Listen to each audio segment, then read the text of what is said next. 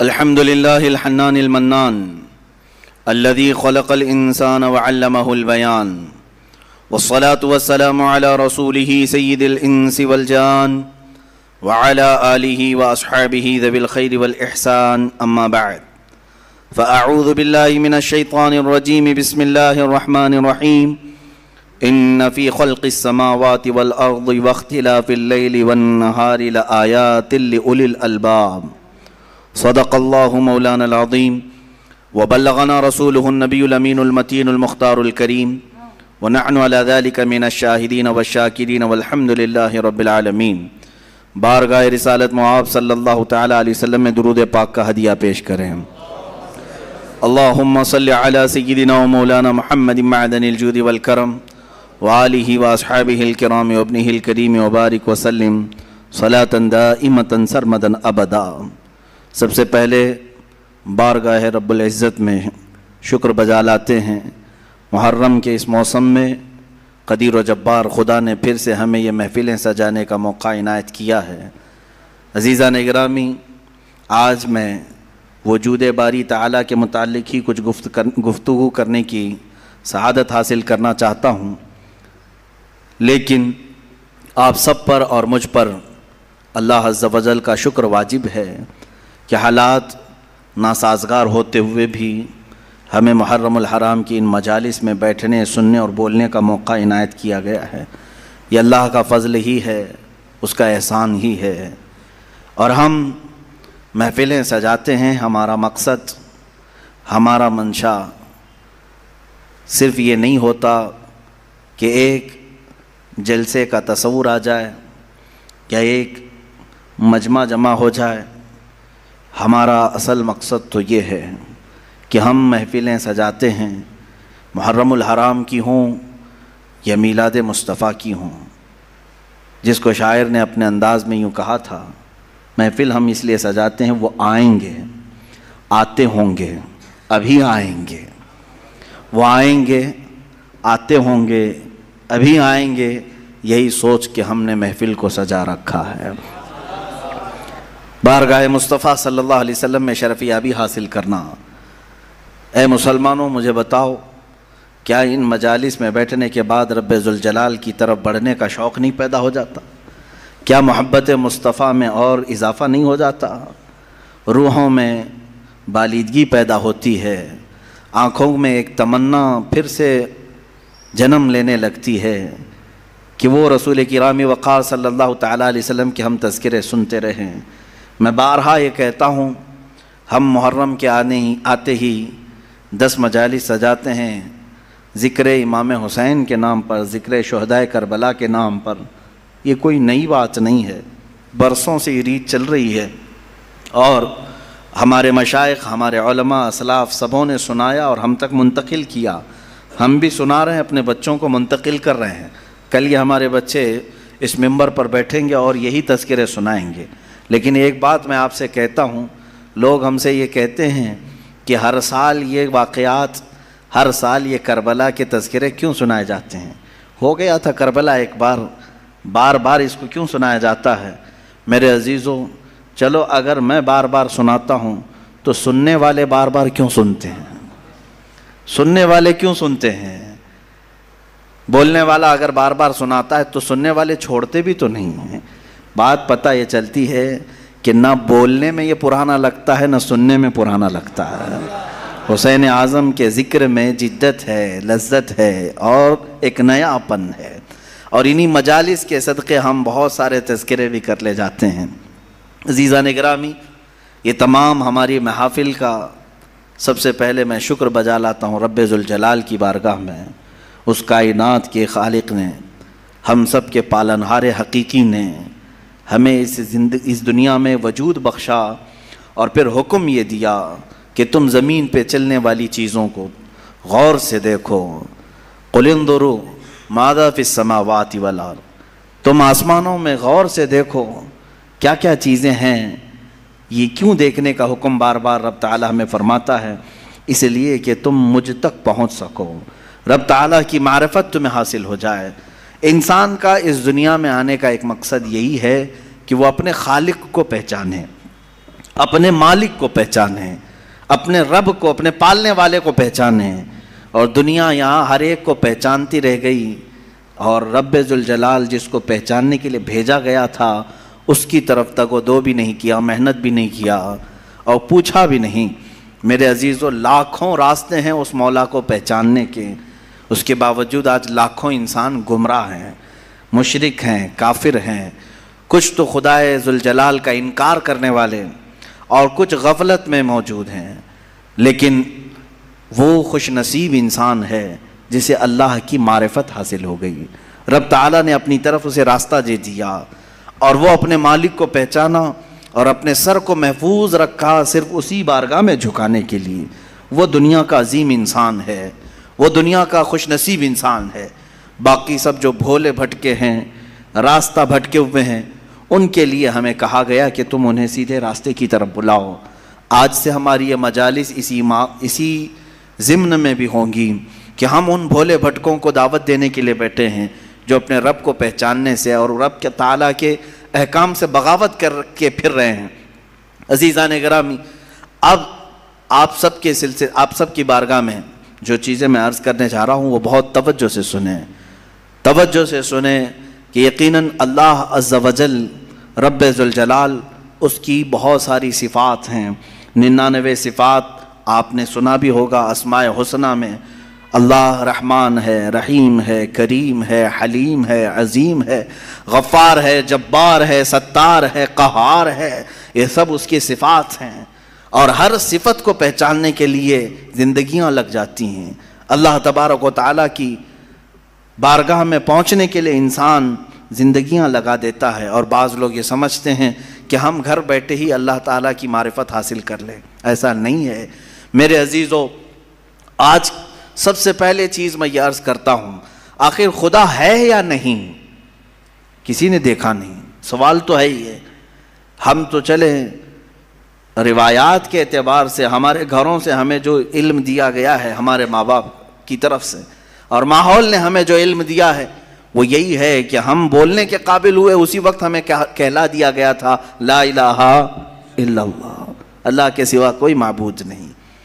ہمیں اللہ کے وجود کا بہت بچپن میں ہی علم دے دیا گیا، لیکن ہم بڑھتے بڑھتے اب زمانے کو دیکھنے لگے تو پتہ چلا کہ یہاں بہت سارے دہریے بھی ہیں، ایتھیسٹ ہیں جو خدا کا ہی انکار کرتے ہیں کہ خدا ہے ہی نہیں، کوئی دین ہے ہی نہیں. آج میں ان کے سلسلے میں عرض کروں گا کہ آخر ایسا کیسے ہو سکتا ہے کہ کوئی خدا ہی نہیں.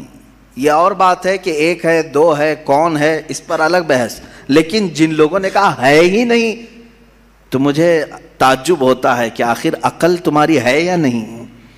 عقل سے اگر سوچو گے تو پھر تمہیں مجبوراً کسی نتیجے پر جانا ہوگا. امام اعظم ابو حنیفہ رضی اللہ تعالیٰ عنہ دہریوں کے لیے کھلی تلوار تھے. دہریہ کس کو کہتے ہیں؟ جو خدا کا ہی انکار کرتا ہے، یعنی کوئی نہیں ہے، نہ بھگوان ہے، نہ خدا ہے، کوئی چیز ہے ہی نہیں، ہم خود سے چل رہے ہیں. امام اعظم رضی اللہ تعالیٰ عنہ کی بارگاہ میں ایک جماعت آئی ملحدین کی، اور وہ تلواریں لے کر کے ہی آتے تھے کہ موقع پا کر کے انہیں قتل کر دیں. ایک دن امام اعظم ابو حنیفہ رضی اللہ تعالیٰ ان کی جماعت کو آتے ہوئے دیکھا اور اچانک آپ اپنی مجلس سے کھڑے ہوئے اور کہنے لگے میں کچھ گہری سوچ میں ہوں. وہ قریب آئے اور پوچھا کیا سوچ رہے ہیں آپ؟ کہا کہ میں نے سنا ہے کہ ایک سمندر میں کشتی چل رہی ہے اور اس پر سامان خود سے لد جاتا ہے اور بڑی برابر منزلوں پر وہ رکتی ہے اور اپنا سامان خود ہی اتارتی ہے، نہ اسے کوئی چلاتا ہے، نہ لوڈنگ ان لوڈنگ کرنے والے کوئی مزدور ہیں، وہ خود بخود سامان لیتی ہے، خود بخود سامان اتارتی ہے. یہ روبوٹک دنیا بھی نہیں تھی اس وقت کہ وہ یقین کر لیتے، سائنسی دنیا بھی نہیں تھی اس وقت. تو ان دہریوں نے کہا کیا مذاق کر رہے ہیں آپ کہ سمندر میں کشتی بغیر ملاح کے، بغیر کیپٹن کے چل رہی ہے اور خود سامان لوڈ کر رہی، اتار رہی ہے، ہمارے ساتھ مذاق کر رہے ہیں آپ؟ ہم عقل والے لوگ ہیں، آپ کی اس بات پر کوئی بیوقوفی یقین کر سکے گا. امام اعظم ابو حنیفہ رضی اللہ تعالیٰ عنہ فرماتے ہیں اتنی جب تجھے عقل ہے کہ ایک کشتی سمندر پر بغیر کسی چلانے والے کے نہیں چلتی تو یہ پورے کائنات کا نظام بغیر چلانے والے کے کیسے چل سکتا ہے؟ برابر وقت پر سورج کا طلوع ہونا، برابر وقت پر سورج کا غروب ہو جانا، چاند کا اپنی منزلوں پر چلنا، اور یہ سمندروں کا برابر اپنے مدار میں رہنا، اور یہ زمین کا طرح طرح کے پودے اگنا، اس میں پھول کا آنا، پھلوں کا آنا، یہ کیا اللہ کے ہونے کی نشانیاں نہیں ہیں؟ کوئی تو ہے جو یہ سارا نظام چلا رہا ہے۔ ہاں تم یہ کہہ سکتے ہو کہ مشینیں ہم چلا رہے ہیں، پنکھے ہم چلا رہے ہیں، لائٹ ہم چلا رہے ہیں، چلاؤ دنیا کی ساری مشینیں چلاؤ، لیکن میں اگر ایک فیلڈ میں آؤں ان دہریوں سے پوچھتا ہوں۔ امام شافعی رحمۃ اللہ علیہ نے کیا جواب دیا؟ میں چاروں اماموں کی بات بتا دیتا ہوں۔ چاروں اماموں نے رب ذوالجلال کے وجود کے متعلق کیا کیا کہا ہے۔ امام مالک نے تو یوں فرمایا، آپ سے پوچھا گیا کہ خدا ہے؟ انہوں نے کہا ہاں۔ کیا دلیل کیا ہے؟ کہتے ہیں کہ زبانوں کا مختلف ہونا، انسانوں کی زبانوں کا الگ الگ ہونا اور الگ الگ نسلوں کا ہونا، یہ اللہ کے وجود کی دلیل ہے۔ امام شافعی سے پوچھا گیا آپ کوئی دلیل دیں گے کہ کوئی ہے؟ آپ نے کتنی پیاری بات فرمائی، ارشاد فرماتے ہیں شہتوت کا درخت دیکھا ہے؟ شہتوت کا درخت آپ نے دیکھا ہے؟ شہتوت جو ہے بہت باریک باریک سے پھل ہوتے ہیں، میٹھے ہوتے ہیں، اور اس کا پتا جو ہے وہ کئی قسم کے جانور کھاتے ہیں۔ شہتوت کے پتے کو شہد کی مکھی بھی چوستی ہے، شہتوت کے پتے کو گائے بکریاں بھی کھاتی ہیں، ہرن بھی کھاتی ہے، یہ سب کے سب شہتوت کے پتے کو کھاتے ہیں۔ شہتوت کا پتا ایک رنگ کا ہوتا ہے، ایک ہی ٹیسٹ کا ہوتا ہے۔ امام شافعی فرماتے ہیں شہد کی مکھی اسی شہتوت کے پتے پر بیٹھتی ہے، چوستی ہے، اور اپنے چھتے میں جا کر کے شہد اگل رہی ہے۔ بکریاں اور گائے اس شہتوت کے پتے کو کھاتی ہیں، مینگنیاں ڈال رہی ہیں یا دودھ دے رہی ہیں۔ اسی شہتوت کے پتے کو ہرن کھاتی ہے، ہرن نافع پیدا کرتی ہے جو مشک کی طرح ایک نافع ہوتا ہے، نہایت ہی اچھی خوشبو اس کے اندر آتی ہے۔ امام شافعی فرماتے ہیں ایک شہتوت کا پتا بکری میں جائے تو الگ اثر کرے، شہد کی مکھی میں جائے تو الگ اثر کرے، گائے میں جائے اور ہرن میں جائے تو الگ اثر کرے، آخر ایک شہتوت کے پتے سے نافع، دودھ اور شہد بناتا کون ہے؟ بناتا کون ہے؟ اسی میں امام شافعی فرماتے ہیں ہم روٹی کا ایک ٹکڑا کھاتے ہیں، روٹی کا ایک ٹکڑا کھاتے ہیں، اندر جسم میں یہ روٹی جانے کے بعد آپ سب کو معلوم ہے اس میں سے کچھ حصہ گوشت بنتا ہے، کچھ حصہ خون بنتا ہے، کچھ حصہ پیپ بنتا ہے، کچھ حصہ منی بنتا ہے، باقی کا بچا ہوا فضلہ پخانہ بن کر نکل جاتا ہے۔ ایک روٹی گیہوں کی کھاؤ، جو کی کھاؤ، جوار کی کھاؤ، روٹی ایک ہی طرح کی ہے، اور اس سے گوشت کون بناتا ہے، خون کون بناتا ہے، اور پیپ کون بناتا ہے، منی کون بناتا ہے، سب کی الگ الگ قسمیں ہیں۔ امام شافعی فرماتے ہیں تمہاری ہزاروں مشینیں ایک طرف، لیکن اندر جو نظام چلاتا ہے وہ کوئی تو ایک ہے، کوئی تو ہے، تمہیں ماننا ہوگا۔ میں دہریوں کے متعلق کہہ رہا ہوں جو ملحدین ایتھیسٹ ہیں، جن کا کہنا ہے کہ کوئی ہے ہی نہیں، کوئی خدا ہے ہی نہیں، تو ان سے میں کہتا ہوں کوئی بتاؤ تو صحیح آخر یہ چلا کون رہا ہے، یہ کون چلا رہا ہے، ہمارے جسم کے اندر کا نظام کون چلا رہا ہے؟ اور قرآن نے انہی کی طرف بار بار اشاروں میں بتایا ہے، آیات میں، کہ کیا تم دودھ کو نہیں دیکھتے؟ دودھ کہاں سے پیدا ہوتا ہے؟ کہ اللہ تعالیٰ فرماتا ہے کہ ہم نے دودھ کو گائے کے خون اور اس کے گوبر کے بیچ میں سے پیدا کیا ہے۔ اس کا فضلہ گائے کا گوبر ہے پیٹ کے اندر، اور اس کا خون بھی ہے، خون نہایت ہی سرخ، گوبر نہایت ہی الگ رنگ کا، اور اس کے بیچ سے صاف و شفاف دودھ کا نکلنا، دودھ آتا ہے، نہ کبھی اس میں گوبر کی بو آئی، نہ کبھی خون کا رنگ آیا۔ قرآن کہتا ہے آخر یہ کون ہے جو اس طرح صاف ستھری غذا نکالتا ہے تمہارے لیے؟ کیا شہد کی مکھی کو نہیں دیکھتے؟ قرآن کہتا ہے جب وہ ڈنک مارتی ہے تو اس کے زہر کا کوئی علاج نہیں ملتا۔ شہد کی مکھی اگر ڈنک مارے تو زہر چڑھ جاتا ہے اور کئی لوگوں کی موت بھی ہوتی ہے، لیکن وہی اپنے چھتے پہ بھی تھوکے تو وہ نہایت ہی میٹھی غذا ہے، نہایت ہی میٹھی غذا ہے۔ شہد کی مکھی اپنا رس چھتے پر ڈالے تو وہ دنیا کی سب سے اچھی غذا، وہی اگر کسی کو ڈنک مارے تو سب سے برا زہر ہے۔ اعلیٰ حضرت رضی اللہ تعالیٰ عنہ نے اپنے آپ کو یوں فرمایا ہے کہ میں وہ شہد کی مکھی ہوں جس کی مٹھاس کا بھی جواب نہیں، جس کے ڈنک کا بھی جواب نہیں۔ یہ تو ضمناً میں نے بات عرض کی، خدا قدیر و جبار کے وجود پر میرے عزیزو ایک دو نہیں لاکھوں مثالیں دنیا میں ہیں، لاکھوں مثالیں۔ ابھی تو کائنات کے رازوں تک ہم پہنچے ہی کہاں ہیں؟ سمندر کے اندر کی دنیا، پیڑ پودوں کے اندر کی دنیا۔ اب آئیں امام احمد بن حنبل رضی اللہ تعالیٰ عنہ، یہ کیا فرماتے ہیں؟ آپ سے پوچھا گیا خدا ہے؟ کوئی دلیل ہے آپ کے پاس؟ کہتے ہیں میں تمہیں بتاتا ہوں، ایک قلعہ ہے ایسا کہ چاروں طرف سے بند، نہ ایک سوراخ جانے کا راستہ، نہ اس پہ کھڑکی، نہ دروازہ، کچھ بھی نہیں، ہوا تک نہیں جا سکتی، پورا بند ہے، اور اندر اس کے نہایت ہی چمکدار موتیوں کی طرح ہے۔ پھر اچانک اس قلعے میں اچھلتا کودتا ہوا ایک جان والا پیدا ہوتا ہے، اور پھر وہ اس قلعے سے باہر آتا ہے۔ امام احمد بن حنبل کی ان باتوں کو سن کر لوگوں نے پوچھا ایسا کیسے ہوتا ہے؟ بند قلعہ، ہوا بھی نہیں جاتی، کوئی سوراخ بھی نہیں، اور اس کے اندر سے کوئی اچانک پیدا ہوتا ہے۔ امام احمد بن حنبل فرماتے ہیں یہ تو روز ہوتا ہے، مرغی کے انڈے میں نہیں دیکھتے۔ مرغی کا انڈا مجھے بتاؤ اس میں کتنی کھڑکیاں ہیں؟ انڈا تو اوپر سے پورا بند ہوتا ہے، ہوا تک نہیں جاتی، لیکن مرغی اس کو گرم کرے۔ اب تو مشینوں سے بھی ہوتا ہے۔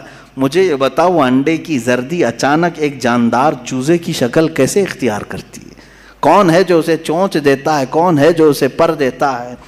اور پھر ہم نے جانوروں کو، پرندوں کو، ہر ایک مخلوق کو دیکھا ہے، ان میں رنگ ایسے بھرے ہوئے رہتے ہیں، دنیا کا کوئی آرٹسٹ بھی اس طرح کے رنگ بھر نہیں سکتا۔